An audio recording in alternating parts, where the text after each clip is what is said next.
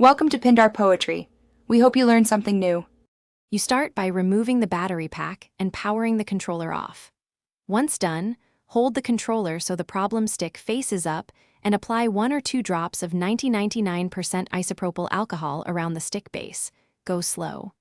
Then rotate and wiggle the stick repeatedly to drive fluid into the potentiometer while excess evaporates. This dissolves grime that causes drift. Make sure the area stays ventilated and don't flood the board. Small controlled amounts are key.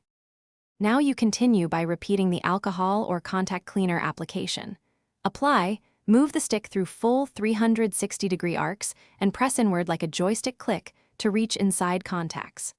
Once done, blow short bursts of compressed air at the shaft base to evacuate loosened debris and evaporated solvent.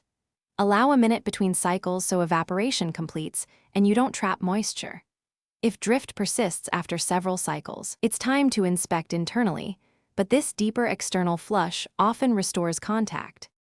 Finish by reinstalling the battery and powering the controller, then recalibrate using the Xbox controller settings or a simple game test. You should notice immediate improvement.